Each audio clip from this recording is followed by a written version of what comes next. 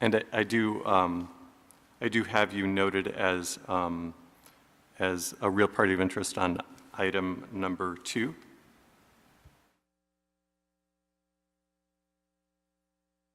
And I do have you noted as a real party of interest on item number 2. That's correct. And I do have you noted as a real party of interest on item number 2. That's correct. And I apologize for the audio error. I've muted all of the panelists and the attendees. Mr. Rutledge, I apologize. I'm going to promote you to panelist. A pop-up should appear in your Zoom screen, letting you know, informing you that the host is attempting to promote you to panelist. If you would like to be promoted to panelist at this time. Thank you, sir. Very good. And seeing no other hands raised, I'm going to close public comment at this time. And we're ready to begin. And give me just 1 second. And we are in record mode. Good morning, everyone, and welcome to the regularly scheduled meeting for the Board of Public Works for Wednesday, March 29th, 2023. TJ? Thank you so much, President Garcia. This is TJ Knight, Assistant Executive Officer, taking role in establishing quorum. President Garcia, Vice President Villegas, President Pro Tem Davis, and Commissioner Reyes are present. I did see Commissioner Corsand in the hallway. Perhaps he will be joining us shortly.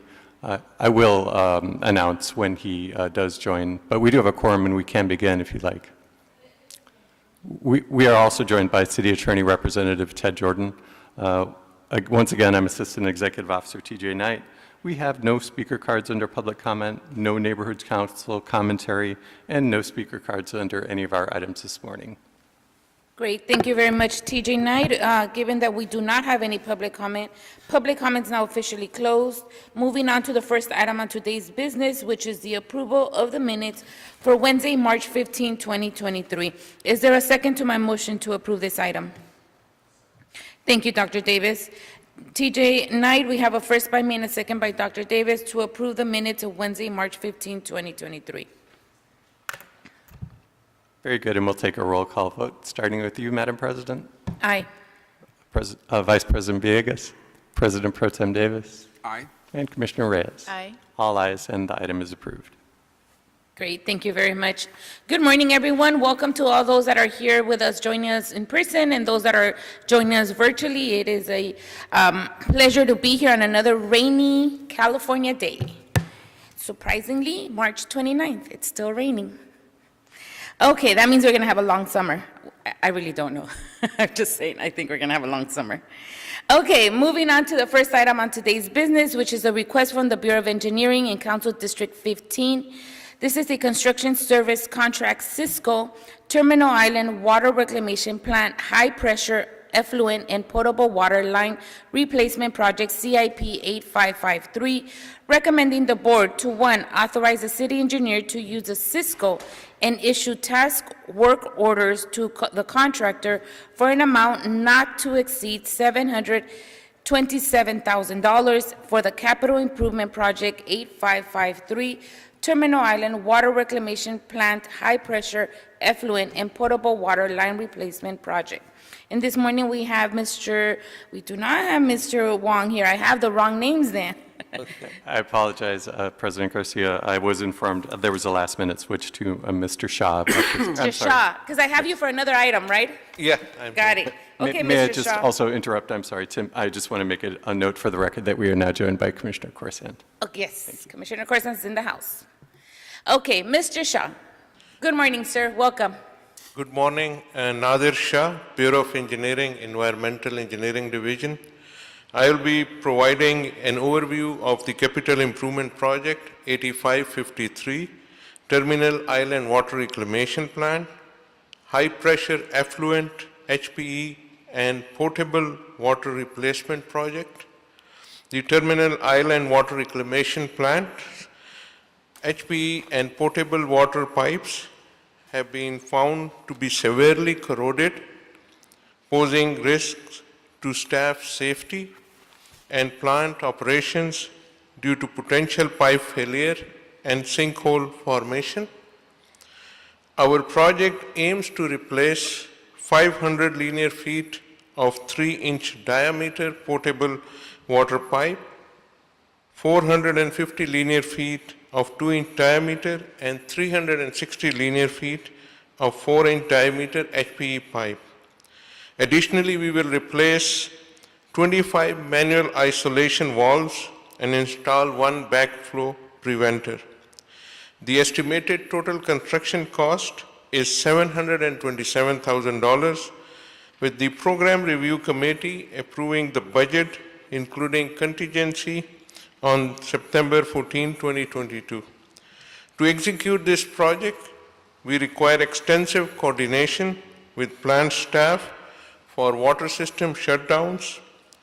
The Cisco contract is ideal for adjusting work plans based on varying shutdown times. The BOE will issue negotiated task work orders to Cisco, enabling timely and cost-effective project delivery. In conclusion, we recommend authorizing the use of construction services contract and issue task work orders to the contractor for an amount not to exceed $727,000 for this project. Your support for this crucial infrastructure improvement will ensure the continued safety of our staff and the efficient operation of terminal water reclamation plant. Thank you for your attention. Thank you very much, Mr. Shaw, for your report. I see the pictures. There are very corroded pipes, so I see the need to replace them right away. Okay. We have any questions, colleagues? I don't see any questions. Pretty self-explanatory here. We need to change these pipes. Okay, colleagues, is there a motion on the table to approve item number 1? Thank you, Dr. Davis. Is there a second? Second. Commissioner Reyes, was that you? Okay. TJ Knight, there's a first by Dr. Davis and a second by Commissioner Reyes to approve item number 1. Very good, and we will take a roll call vote on this item, starting with you, Madam President. Aye. Vice President Villegas. Aye. President Pro Tem Davis. Aye. Commissioner Corson. Aye. And Commissioner Reyes. Aye. All ayes, and the item is approved. And we'll make it forward and forthwith as well. Yes. Thank you. Great. Thank you very much, Mr. Shaw. Thank you. All right, moving on to item number 2. This is a joint report between the Bureau of Contract Administration and the Bureau of Engineering in Council District 15. Contract acceptance, Century Boulevard Extension, Grape Street to Alameda Street, federal number STPL-5006-810. Recommending the board to 1, accept this contract, 2, find that Pulp Inc., doing business as Excel Paving Company, committed an unauthorized substitution of one bid-listed OBE subcontractor and a public contractor code violation involving one added DBE subcontractor. 3, do not assess Excel with a penalty in the amount of $185,938.60 for the unauthorized substitution of one bid-listed OBE subcontractor, or a penalty in the amount of $13,573.90 for a public contract code violation involving one added DBE subcontractor. 4, instruct the Director of Office of Accounting to release the remaining funds in the amount of $199,512.50 to the contractor. And Mr. TJ Knight, I understand we also have the contractor on the phone as well? We do. We are joined virtually by Mr. Rutledge on the Zoom platform. Okay. There's no sound on the Zoom. That's what I'm Okay, thank you. Dr. TJ Knight, I'm hearing that we don't have any sound in the Zoom. Can you do a mic check, please? Yes. Okay. Kimmy, we'll be right with you. So let me unmute. That's not it. Give me just 1 second.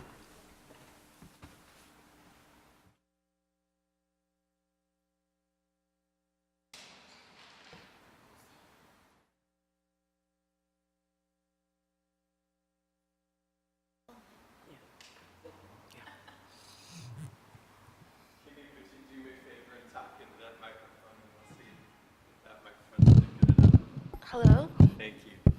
Thank you. This is an audio test. Would someone who is a panelist on the Zoom platform please unmute yourself and let me know if you can hear us? *6 to unmute. I can hear you.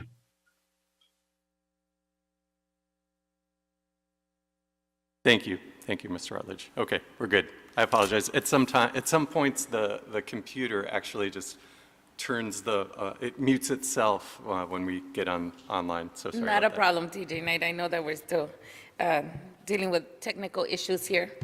Okay, Kimi, I know that there's the contractor on the line, but I will let Kimi do first her report back, and then if the contractor still wants to say anything else, we'll give him the mic, and then commissioners, you guys are more than welcome to ask any questions. Kimi, welcome. Good morning, Commissioners. My name is Kimi Kawashima, and I'm with the Bureau of Contract Administration, Office of Contract Compliance.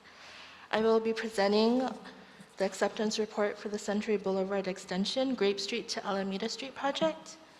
The OCC's recommendations on this project are to find that PELP Inc., DBA Excel Paving committed an unauthorized substitution of one bid-listed OBE subcontractor and a public contract code violation involving one added DBE subcontractor.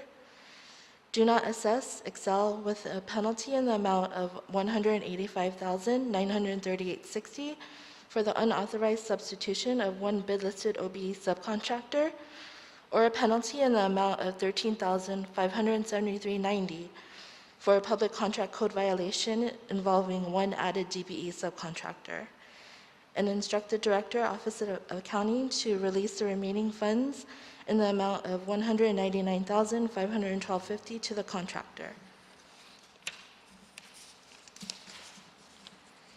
A summary of the unauthorized substitution is as follows. KDC Inc., DBA Dynalectric, was bid listed for dry utilities in the amount of $1,859,386.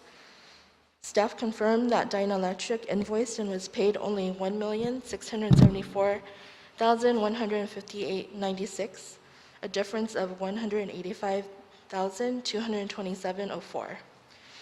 Therefore, the contractor may be assessed a penalty in the amount of $185,938.60, which is 10% of the firm's bid listed amount. The contractor was informed of the potential penalty on October 28, 2020. The contractor responded on November 10, 2020, and explained that Dynalectric built a majority of their work in a manner that caused the city and us, meaning Excel, to redesign the water improvements on the project. This redesign was paid by Dynalectric. To address the cost of the redesign work that occurred because of Dynalectric's error, the contractor stated that they deducted the amount for the redesign work from the total amount of work Dynalectric performed and provided a copy of Dynalectric's application and certificate for payment, billing statement, and a letter acknowledging and accepting charges in the amount of $216,598.83, which exceeded the difference between the bid listed and final dollar amounts. The city, in accordance with federal funding requirements, must verify final paid amounts to subcontractors. The OCC staff notified the contractor that failure to pay Dynalectric for the work performed under contract was not the proper procedure to address the situation. However, further investigation and verification of the full details associated with the explanation did not reveal any evidence that the contractor's actions were willful or an attempt to gain an advantage. The OCC staff acknowledges that based on the totality of information received, although the contractor failed to comply with the proper procedure to address full compensation for an approved subcontract amount, this act was an administrative error. Therefore, staff recommends that a penalty in the amount of $185,938.60 not be assessed. A summary of the public contract code violation is as follows. Precon Products was an added subcontractor approved to perform maintenance holes work in the amount of $61,272. Staff confirmed that Precon invoiced and was paid $135,739. However, Precon's final dollar amount was much greater than its approved amount. Section 00311A of the bid proposal language states, additional subcontractors may be added after the time of original bid. The value of work to be performed by additional subcontractors may not be greater than 0.5% of the contractor's original total bid, or $10,000, whichever is greater, unless the subcontractor will be performing work added by change order causing changes or deviations from the original contract. The contractor's bid amount was $12,866,081.40. 0.5% of the original contract amount is $64,330.41. Because the contractor utilized Precon for greater than 0.5%, they may be assessed a penalty in the amount of $13,573.90, which is 10% of the firm's final dollar amount. The contractor was informed of the potential penalty on October 28, 2020. The contractor responded on November 10, 2020, and explained that due to scheduling issues, more work was given to Precon, which helped us and the city avoid a lengthy project delay. However, while it is understandable that the contractor wanted to complete the project in a timely fashion, that is not a sufficient defense to have committed a public contract code violation. Upon further investigation, however, staff verified the full details of the contractor's explanation and did not find any evidence that the contractor's actions were willful or an attempt to gain an advantage. Therefore, staff recommends that a penalty in the amount of $13,573.90 not be assessed. Daryl Rutledge of Excel was notified on March 16, 2023 of the recommendations to find Excel to have committed an unauthorized subcontractor substitution of one bid-listed OBE and a public contract code violation, but to not assess penalties for these violations. Mr. Rutledge indicated that he will appear before the board virtually. And this concludes my report. I can take any questions you have. Thank you very much, Kimmy, for your report, very thorough. Any questions, colleagues? Vice President Villegas? Thank you. Thank you for your thorough report. I was able to follow it. Just a question, even though Excel Paving is in violation of the contract code and they won't be assessed penalties, will that prevent them from getting work in the future? Or how will that impact them? Good morning, Commissioners. Mark Gutierrez, ConAd OCC. These violations will be recorded. I believe it stays on the record for about 5 years, as noted, but it shouldn't have any effect on them getting contract awards in the future. Is there like a note placed on, like, as city attorney, you have a comment? Well, no, I can just add to their answer, but you can complete your question. Okay, thank you. Is there like I'm thinking. Explanation. I'm thinking of like a bubble whenever I read comments online, and there's always like a explanation on the side, yeah. Yeah, so ConAd, we have our own databases where we record violations such as this, whether monetary penalties are assessed or not. But the key thing is we record every penalty, any violation, whether a penalty is assessed or not. Okay. Thank you. And if I can just add, the contractor here will remain a responsible contractor, meaning they're allowed to bid and be awarded city projects when they are the lowest responsive bidder. This in no way undoes that. So the only, the city does have responsibility hearing processes. That is absolutely not what we're doing here. So the contractor remains responsible bidder. And so are entitled to get any contract for which they're the lowest responsive bidder. Thank you. I appreciate that response. Thank you. Thank you. TJ, can we double check if the contractor has any comments he would like to add? Yes, of course, Madam President. Mr. Rutledge, you are a panelist. If you do have commentary you'd like to add at this time, please go ahead.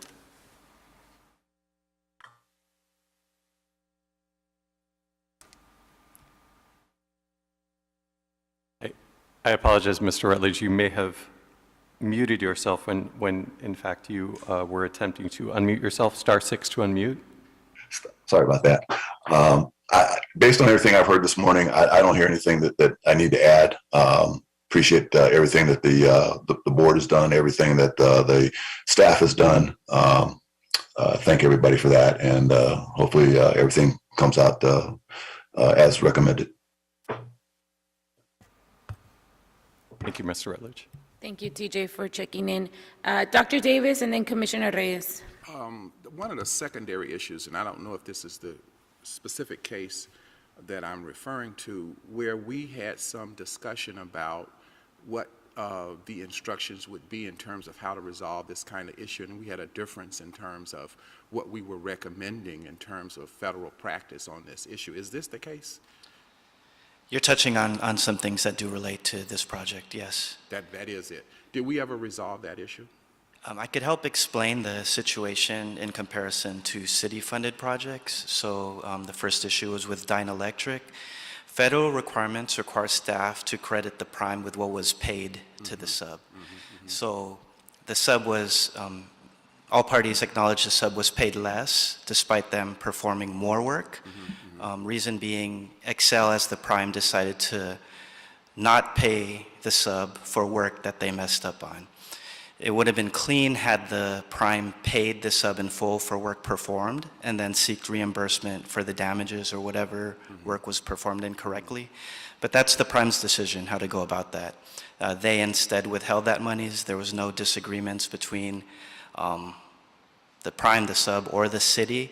The only issue is that, again, since this is federally funded, we can only credit what was paid to the sub, which was less than the bid listed. Correct. Had this been city funded, it's the amount invoiced or the amount performed by the sub, and there would have been no issue there. And I think this is my point. So there is a difference in the practice of what we do with federal cases versus what we do with the locally funded ones, correct? Precisely. And I think that this is what the vendor, the prime contractor who presented before us before, was trying to point out to us. And so I'm very glad that we were able to discern the differences in those two issues between federal and locally funded projects.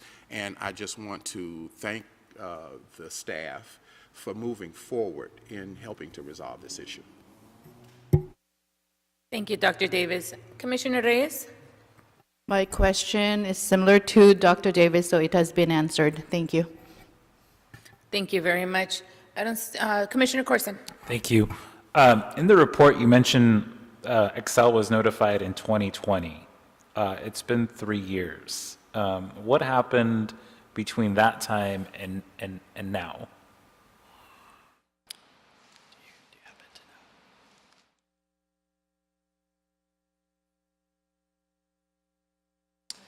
Yeah, so I can't speak to the exact reason for that other than we met over those past years that you allude to several times with the prime in an effort to resolve these issues, and where we're at now.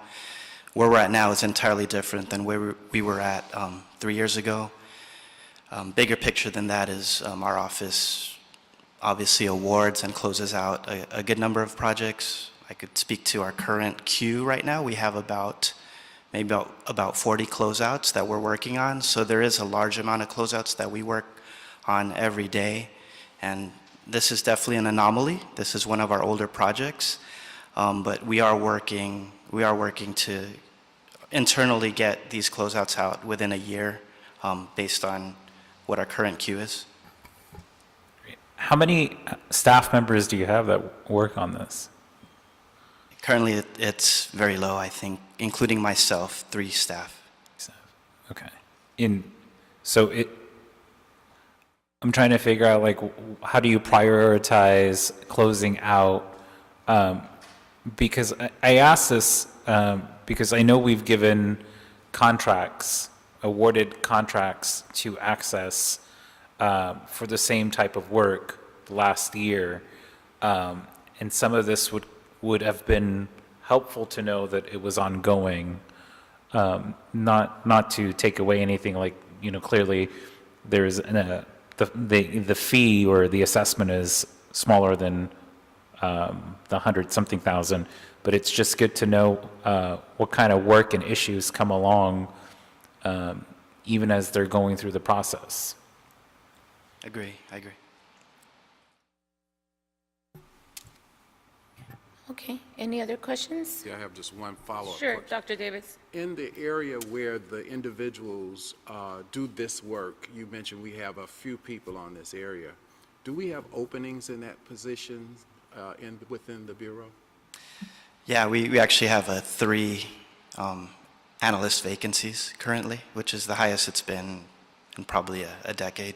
Yeah. Well, I'm going to sing the same old song that I have been singing since a few weeks ago, which is that when we have these openings, it is critically important that we work very hard to fill them, because in every case it has impact. And it has a larger impact because we have many areas with high unemployment, and yet we're sitting on these opportunities to employ. So this is yet another case coming before us that speaks to the concern that has been mentioned by leadership of the city about these unfulfilled fillings that we need to fill. So I just want to point that out as we move forward. Yeah, I appreciate you sharing that, and that does jog my memory a bit, and I do want to mention it. Just with our current staffing, the priority has always been the bids, so getting projects awarded, getting contractors out there working, people out there working, getting work. Unfortunately, the side effect to that is the closeouts. Come the end of the project, that's where we try to find time to really get those out. But again, because we're prioritizing the awards of projects, getting people out to work, closeouts are somewhat on the back burner. I'm sure that those 3 people would add value to the work that you do. Certainly, yes. Okay, thank you, commissioners, for that, and thank you to our developer who's on the line as well, our contractor. Any other questions, objections, colleagues? Hearing none, is there a second to my motion to approve this item? Thank you, Dr. Davis. TJ Knight, there's a first by me and a second by Dr. Davis to move item number 2 forward and forthwith. Very good, and we'll take a roll call vote on the item, starting with you, Madam President. Aye. Vice President Villegas. Aye. President Pro Tem Davis. Aye. Commissioner Corsand. Aye. And Commissioner Reyes. Aye. All ayes, and the item is approved forthwith. Great, thank you very much. I want to tell you both, thank you for going back and kind of reanalyzing this entire situation. After 4 years, I know things get kind of in the mix of things, and it becomes a larger project than it was. But I just want to say thank you for going back and really doing your due diligence to making sure that we're fair partners. So thank you very much. Thank you, too. Appreciate it. Thank you, and I look forward to disencumber that money ASAP. Okay, thank you. Thank you. Have a good rest of the day. And thank you to the contractor on the line as well. Moving on to item number 3.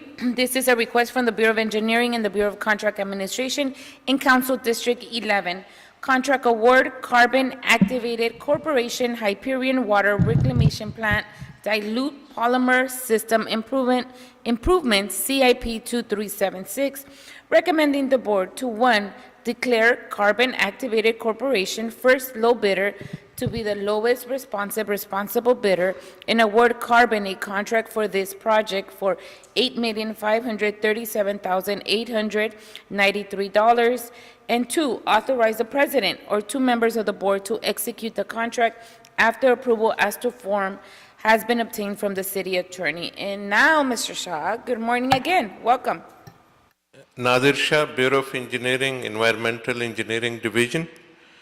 I will be providing an overview of Capital Improvement Project 2376, Hyperion Water Reclamation Plant, Dilute Polymer System Improvements.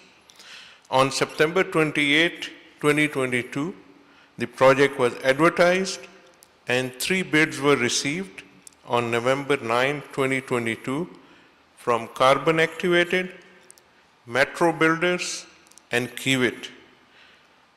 The project scope of work includes the installation of polymer blending units, delivery pumps, new storage tanks, controls, and associated improvements at the Hyperion Chemical Feed Storage Facility. Additionally, we will replace the polymer blending units, transfer pumps, controls, and associated improvements at the biosolids dewatering facility. The contract duration is 540 calendar days.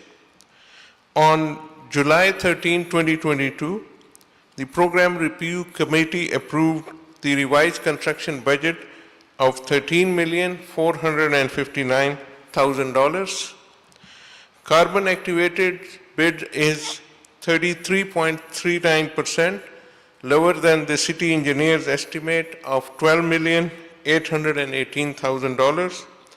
Carbon Activated has demonstrated commitment to diversity with their bids, including 0.29% MBE, 3.14% WBE, 3.14% SPE, and 17.28% OBE, with minimum subcontracting minimum at 26.99%. The project was advertised with mandatory business inclusion program, and Carbon Activated is a certified local business enterprise and minority business enterprise.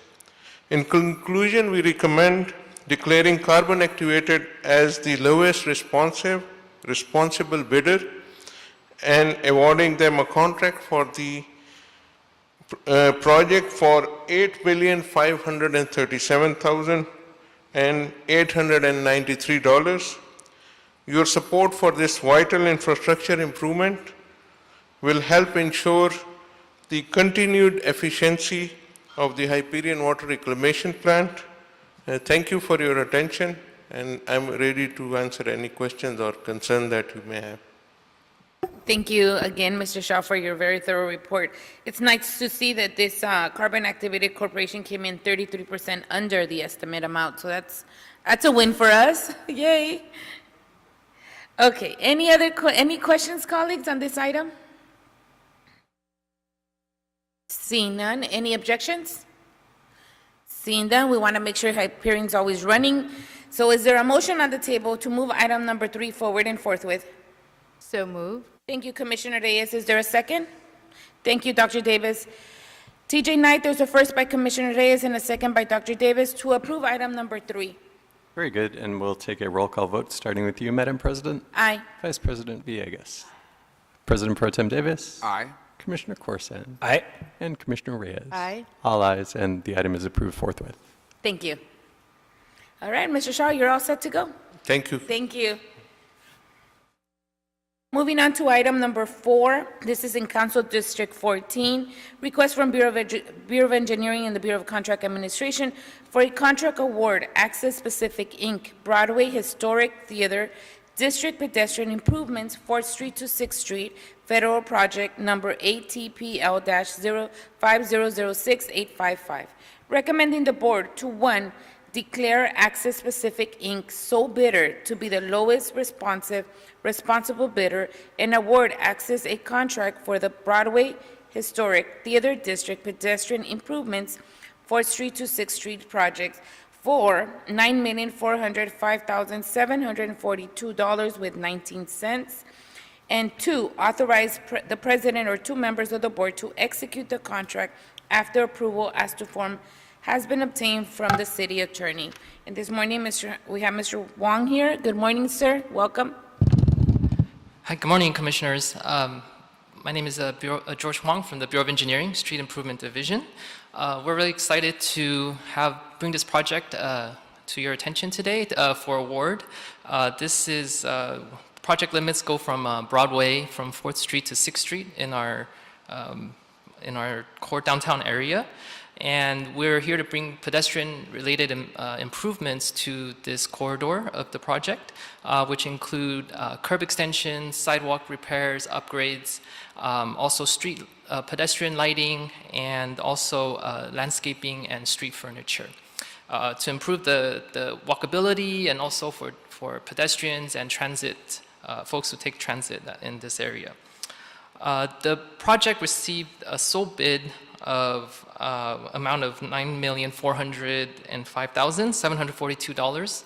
The city engineer's estimate was $5,459.83. So the bids were higher, a lot higher than what the city engineer's estimate was.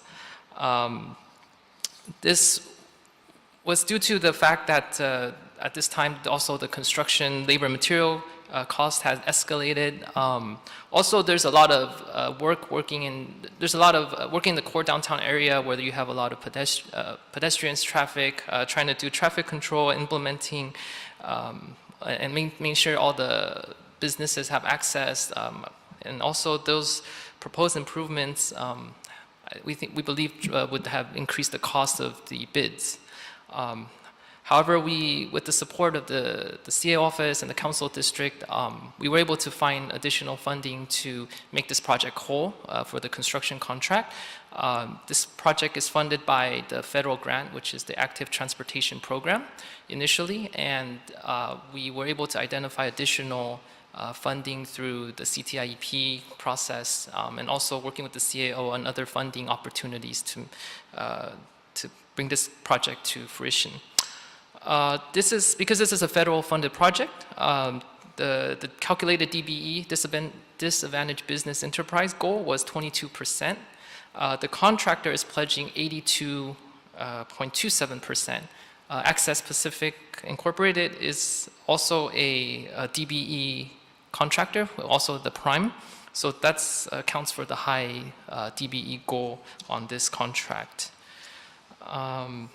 The Bureau of Contract Administration has also done a review of Access Pacific, and there was nothing reported in terms of any issues in working with this contractor in prior records and other projects. And then the bid bonds has been extended until, well, expired on actually January 10th and have been extended until April 14th. And with that concludes my report, and thank you here for any questions. Thank you, Mr. Wong, for your report. This is not the case in this case, like last time, like last one. This is actually the opposite of that. Yes. Do you know why we only received one bidder? Yeah, I think there's a lot of components working with downtown, in this downtown area. We have seen a lot of Access Pacific working on our active transportation projects in the past. I think it sounds like they have a good idea of these kind of improvements that we do, which is sidewalk improvements, curb ramps, and I think they only feel they felt comfortable kind of continuing working with the city on these projects. I see. Right. Yeah. Okay. Thank you for that answer. Any questions, colleagues? Commissioner Reyes? Just one question. When you say curb ramps, does that mean ADA compliant ramps? Yes, I'm sorry. Yes, the curb ramps will be upgraded or reconstructed to meet current ADA requirements and guidelines. Perfect. Thank you. Yes, thank you. Commissioner Corson? Thank you.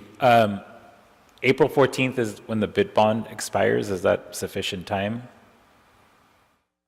Yes, Commissioner. I believe as long as the board, as long as this project is awarded, we will notify the contractor right away that if they have the contract or not. And I believe they will. They're really looking forward to this project.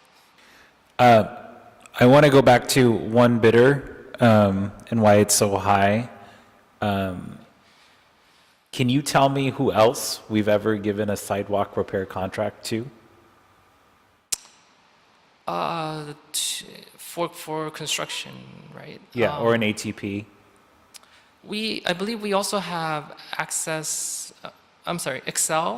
on one of the projects. But you're right, there's not a lot of contractors in this area other than Access that has been working recently on ATP projects. And do we do anything with, say, the subcontractors they use or anybody else to kind of encourage them to work with the city?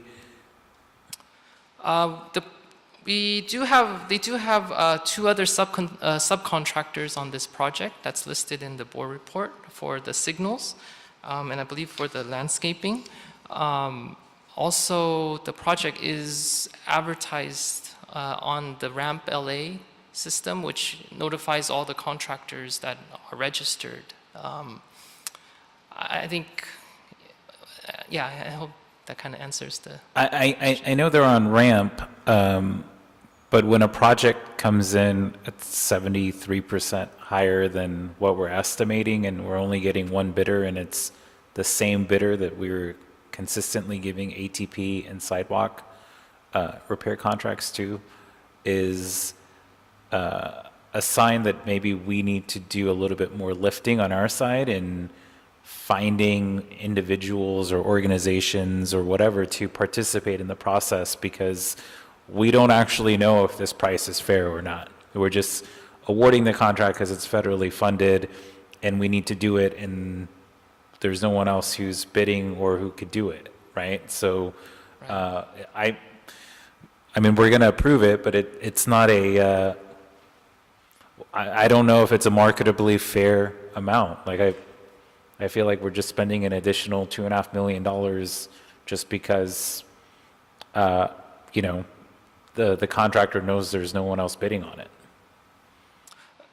That's a good point. I think a big factor into our decision making process was because of the ATP grant. There was about $6.2 million that was awarded for this project, and there was the ATP has a lot of requirements, and part of it was to award the construction contract within 6 months that we get the construction, obligate the construction funding.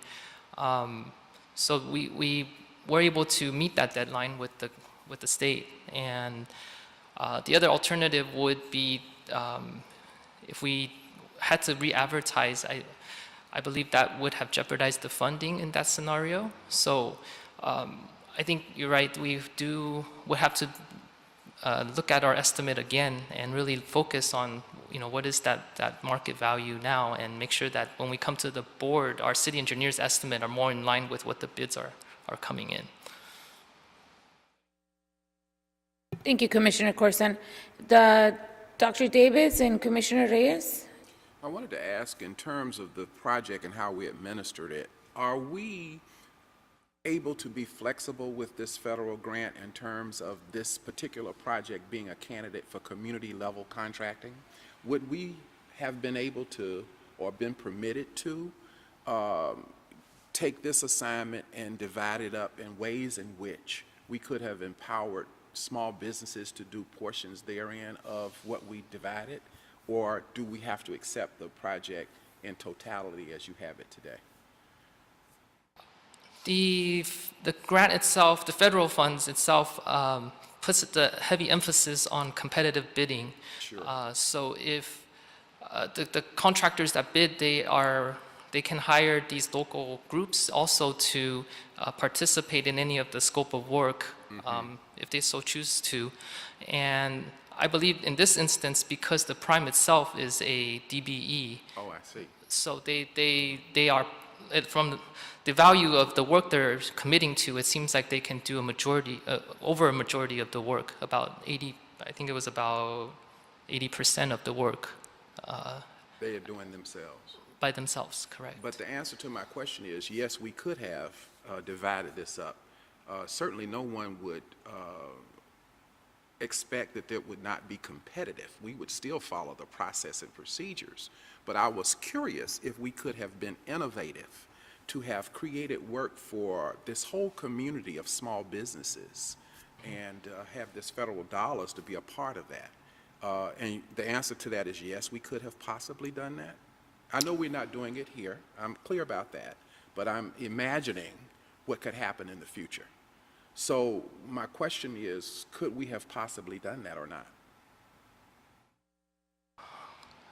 I believe, yes, we could, if we had more outreach, I believe we could reach out to some of the, local community. I think we could probably go through the council office. Maybe they have contacts with the businesses and that can also advertise the project on social media or something if it's on bid. I think more effort of that could bring more awareness to the subcontractors. Yes, and I know what we're doing here today, and I just wanted to raise that question so that we can perhaps engage our imagination and implement innovation moving forward, because I know this will not be the last federal grant that we will get.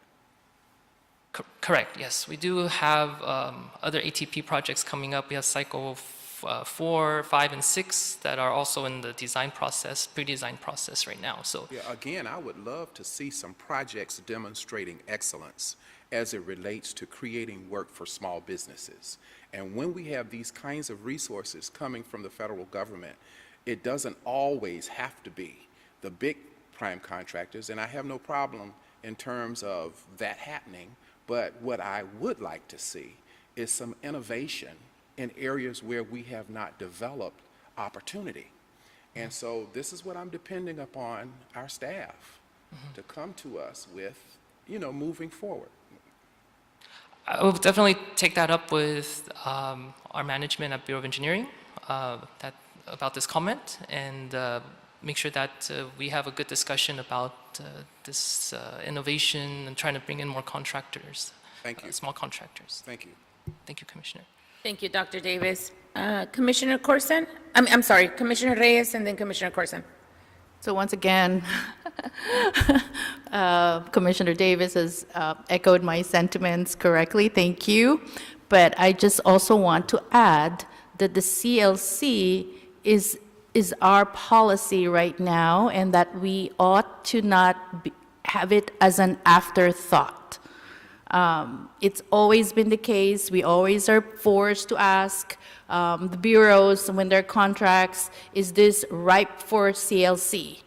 We need to have CLC front and center when huge contracts that are potentially able to hire small businesses around that area and create jobs, because that jobs and jobs training, workforce development is really a priority of this administration. And this is one of those projects that can easily be, as Dr. David says, be carved out for CLC opportunities. So I just want to put that on the record, that CLC should not be an afterthought. It should always be, a huge contract should always be seen through the lens of a CLC opportunity.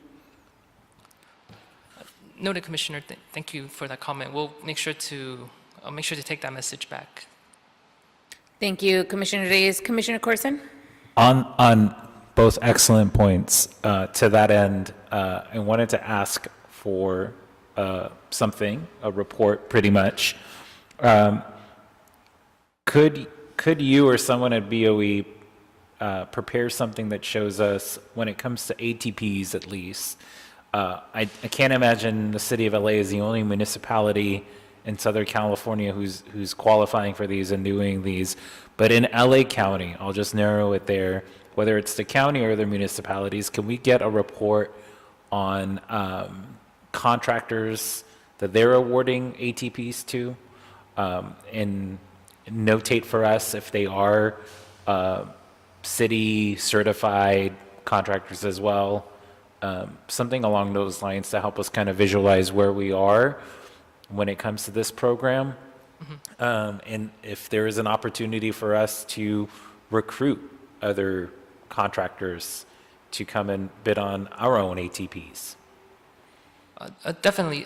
Just so for my understanding, Commissioner, the report would include like which contractors, the dollar amounts they have Does it have to be the dollar amounts? I think that's a little bit more work, but who, like, say, for example, the city of Burbank is awarding a similar ATP to, using federal dollars? I see.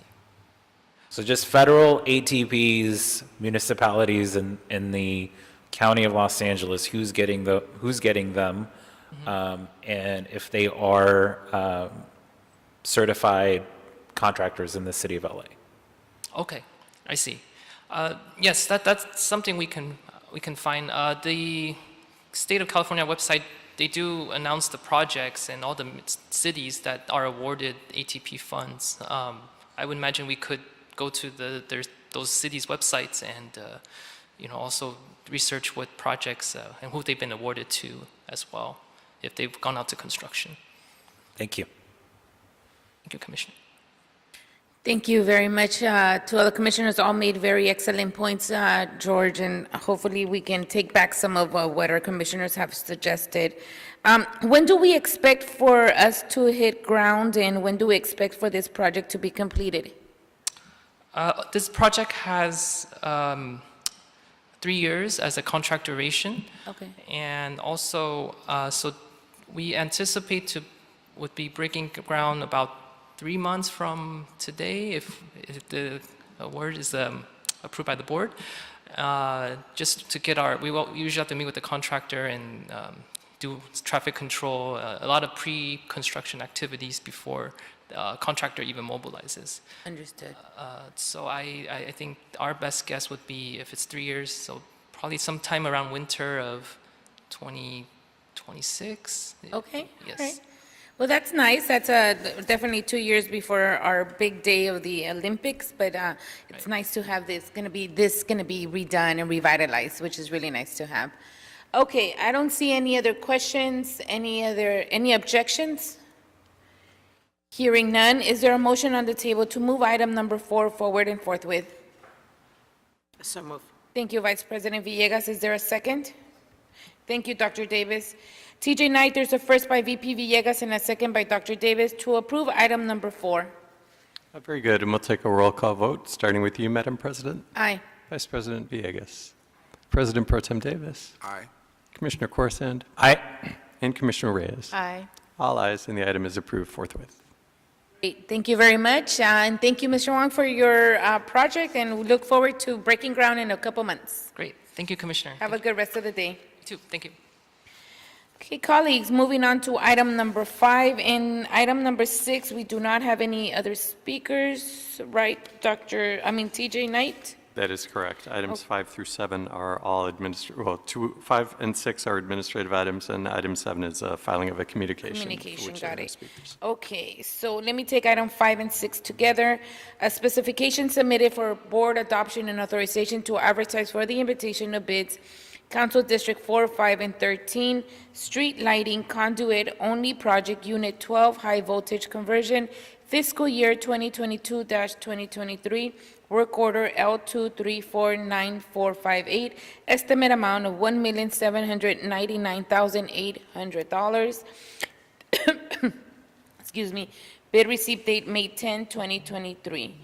Item number 6 on Council District 13, Class 3 remedial slope mitigation at Sunset Boulevard, Coronado Terrace at Waterloo, Street Phase 2, work order E1907917 for an estimate amount of $1,940,148 with a bid receipt date of May 3rd, 2023.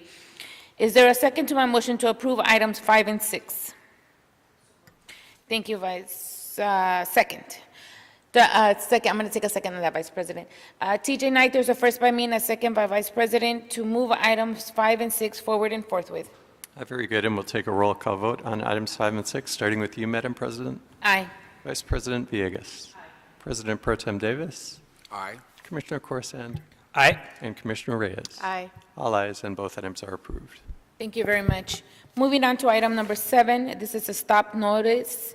Robertson's is transmitting a stop notice in the amount of $9,924.76 for work done for EBS General Engineering, Inc., and a parent subcontractor in connection with the Highway Safety Improvement Project Cycle 6 Project 3, Federal Project Number HSIPL-5006794, for which the primary contractor is Select Electric, Inc. Is there a second to my motion to approve item number 7? Second. TJ Knight, we have a first by me and a second by Vice President Villegas to approve item number 7. Very good, and we'll take a roll call vote, starting with you, Madam President. Aye. Vice President Villegas. President Pro Tem Davis. Aye. Commissioner Corsand. Aye. And Commissioner Reyes. Aye. All ayes, and the item is approved. Great. All right, so we are now in our oral report section, item number 8, and today we are being presented by Ms. Kim Fitzpatrick. Good morning, ma'am. On Fair Work Week program update from the Bureau of Contract Administration.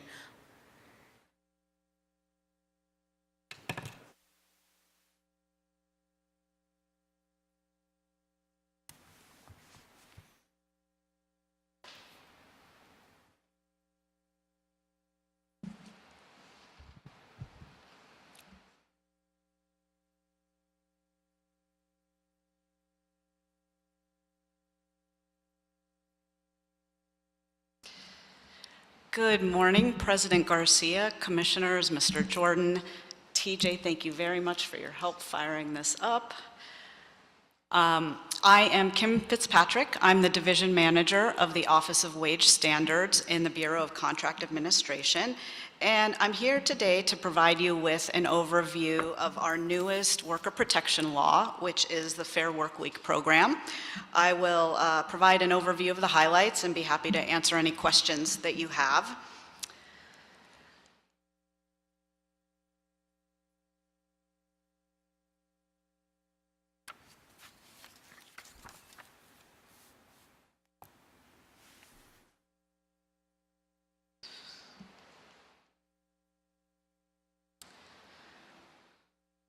I'm having some technical difficulties with the remote, but I think you all have copies, so if it's okay, TJ, I'll go ahead you know how to and... work the remote? She's having some remote.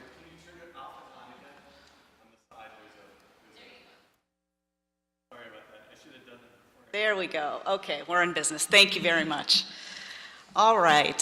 This policy was developed to provide workers of large retail businesses with stable and predictable schedules. It's very common in this industry for workers to have more than one job, to also be going to school, to have to pick up their own children from school. And so this policy was designed to provide some stability so people could plan their lives, know what classes they could sign up for, that type of thing. Our requirements go into effect April 1st, which is this Saturday. This policy is a little bit unique in that there is a 6-month or 180-day implementation period built into the ordinance. This time is to allow businesses and employees to get used to the requirements. This is one of our more complex labor standards, and so the council wanted to ensure that all the parties had some time to get on the same page, make sure that we were able to answer all of the questions and give everybody a chance to get up to speed before penalties or fines would kick in. So the full enforcement period, which would mean that fines and penalties are on the table, will begin on September 28th of this year.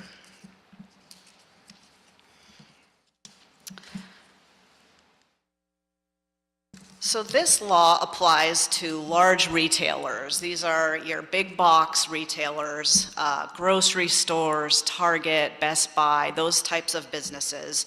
The ordinance has defined the businesses as having 300 or more employees globally. They also need to be classified in the North American Industry Classification System as a retail business, and they need to exercise control over the wages, hours, and working conditions of employees.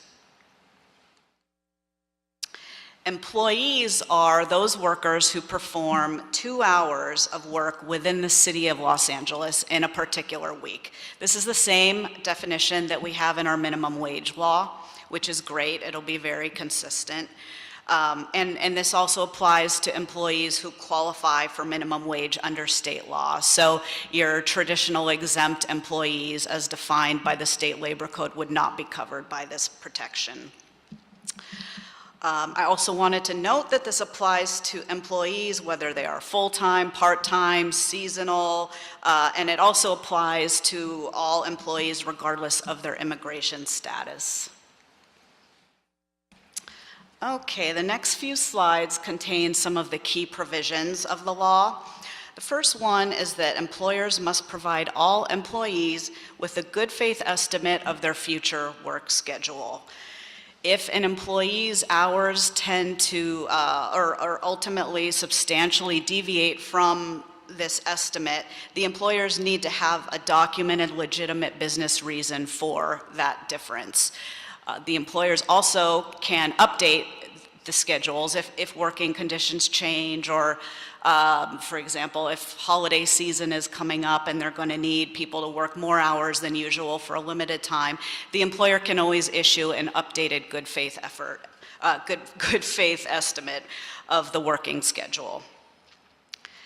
Employers must also provide employees with advance notice of their schedule. They have to do this at least 14 days before the work period begins. At that point, the schedule essentially locks in, and any subsequent changes that the employer requests, the employee has the option to decline the changed hours without any consequences to them. And this is to meet the original goal of the policy, to allow workers to be able to plan their lives and make commitments without having to be called in at the last minute if it's not convenient for them. The next requirement is predictability pay. This is basically a premium pay that employers must provide to workers for employer-initiated changes after that 14-day cutoff period before the work period. So this can apply whether an employer adds hours or subtracts hours. So for example, as you can see in the chart on the first line, if an employer asks an employee to pick up an additional shift, the employee can decline it, or if they're interested, they can accept the hours, but the employer will have to pay an additional premium pay, which is 1 hour additional at the employee's rate. So it's not as much as overtime, but there's an additional premium pay that the employer must provide the employee as compensation for having that last-minute schedule change. Predictability pay also applies if hours are cut, or if someone is placed on an on-call shift but then not called in. So for those reduction of hours, the employer needs to compensate the employee at half of those hours that they would have earned had they worked.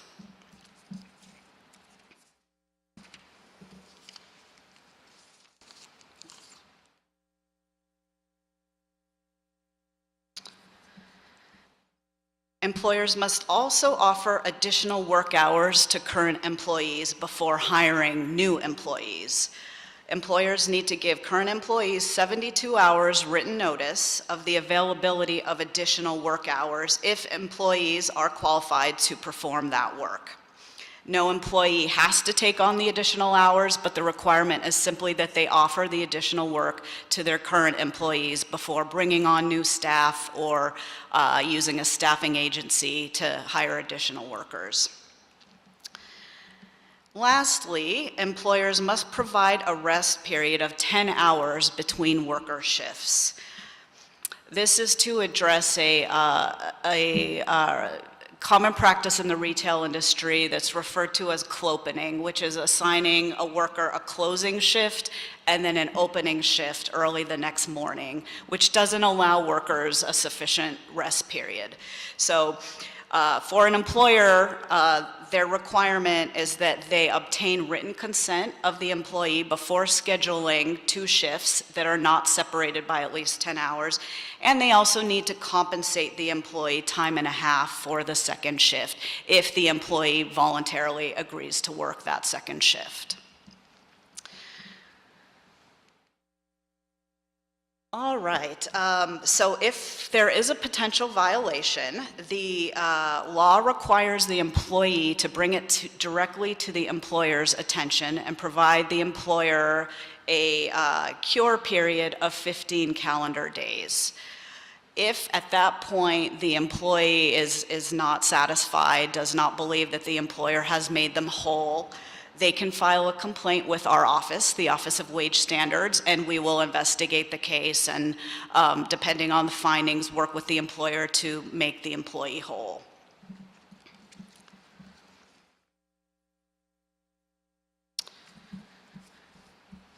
So as I said at the beginning, we're in the early stages. The law becomes effective April 1st, and then enforcement will begin in September. So we are diligently at work preparing resources that both employers and employees can use to better understand the ordinance and implement it. On our Wages LA website, we've got the ordinance, we've got a list of the requirements and the employee rights. We have our workplace poster in English as of today. Hopefully, in the next couple days, we'll have the translations in 13 languages also available. And we're working on updating frequently asked questions and rules and regulations. This is our contact information for anybody that needs additional information. And that concludes my presentation. I'm happy to answer any questions that you may have. Thank you very much, Ms. Fitzpatrick. Very informative, and I'm glad that you brought this to our front and center attention because it takes an effect in a couple days practically, right? Yes. And I imagine in the 6 months that, takes effect until we go into full enforcement, your office will be doing some outreach? Yes, yes. We are in the early stages of that. We have been working with both the employer and employee communities. We've been working with BizFed, with the California Grocers Association, the California Retailers Association, as well as the Los Angeles Alliance for a New Economy, SEIU, anybody that has expressed any interest in helping us get the word out. We are happy to have them on board. So our primary focus so far has been working to understand all of the concerns brought to us from both sides. There are a lot of questions about implementation because this is such a complex ordinance. So our primary focus has been on providing the information and clarity so everybody knows what to do and what to expect going forward. In the near future, we'll be expanding our outreach. We'll have some staff outreach, preparing probably some online presentations, making ourselves available to go present to employers and employees. We will also be doing what we've done for minimum wage in the past and using our bench of on-call consultants who can perform specialized outreach and have some linguistic and cultural competencies that our office doesn't have. And the last thing we've been working on is preparing a multimedia advertising campaign to provide newspaper, online advertisements, also in a number of languages to reach the various communities in the city. That's great. Thank you very much. Any questions, colleagues? Dr. Davis? Yes, you kind of answered my question. I was going to ask you, with whom have we been working before we developed the policy? And you have described the various stakeholders on both sides of the table that you have been working with before you developed this policy. So I wanted to just compliment you for developing it and knowing that stakeholders have been a part of the input of what we're putting out here. And I know that your hope, and certainly our hope, would be that as a result of this policy that is absolutely probably our most comprehensive policy effort as it relates to the work week, that it will help prevent future conflicts moving forward. So I want to compliment you for putting this together, and I think this is good work, and I'm very glad to hear that you've been working with the council. I'm sure you've been working with the mayor's office as well, needless to say. So thank you for this, and we always look forward to Con Ed coming up with these measures that really help to improve the quality of life for individuals. Not only do we want them to have a decent rate of pay for which they can make a decent living, but we want them to have job satisfaction. And when we have rules and policies like this that are clearly defined, that have the input of both parties who are a part of implementing and living it, then we have assured ourselves that we have put in a pound of cure for the potential problems that we could have if we had not done this. So congratulations on this, and certainly I'm supportive. Thank you very much. Thank you, Dr. Davis. Commissioner Reyes? Also grateful for this ordinance passing and looking forward to its implementation, although I know that implementation itself will bring a host of structural and cultural implications, changes, questions, and so I would like to see that you all are ready for that and that you're fully equipped and you have that capacity to do that outreach. And if you need additional resources, please holler and let the board know, because this is very important that there's no misunderstanding, because there are heavy penalties, for our retailers, and business, of course, is very important here for our economic growth. And just for my clarification, isn't there a provision that also prohibits managers from texting their employees, to cover additional shifts or something without the employees' consent? So that practice is now going to stop. Am I correct? Well, thank you very much for your comments, first of all. There were a lot of different variations discussed over the several years that this policy was developed. What ultimately made it into the ordinance was a clarification that electronic communication is permitted. However, it will be contained in our rules and regulations that needs to be consistent and provided on a fair and equitable basis. So a situation that you're describing would be one that would not be, would probably run into trouble complying with other aspects of the ordinance, and you acknowledged how complex this is. So I think the provision you're talking about evolved a little bit over time, but it's certainly a practice that it is designed to be discouraged by this ordinance. Thank you for the information. I've been tracking it, and that's why that was top of mind. It's like, isn't there a provision? But thank you for the clarification. Sure. Thank you, Commissioner Reyes. Thank you again. When was this passed at council? This was passed in November. It was almost passed right before COVID. And then because the businesses closed and employees were put on hold, there was a big pause for several years. And then it sort of got revved up again last summer and was ultimately passed in November. Understood. Thank you very much for that clarification. Thank you. Any other questions, colleagues? Seeing none. Thank you so much for your time and for your report. We appreciate it, and we know if we need any more information, we will reach out to you. Otherwise, have a good rest of the day. TJ Knight, have we cleared today's desk? Yes, we have. Great. Colleagues, it is now 11:18, and today's meeting is officially adjourned. Thank you, everyone. Have a good rest of the day.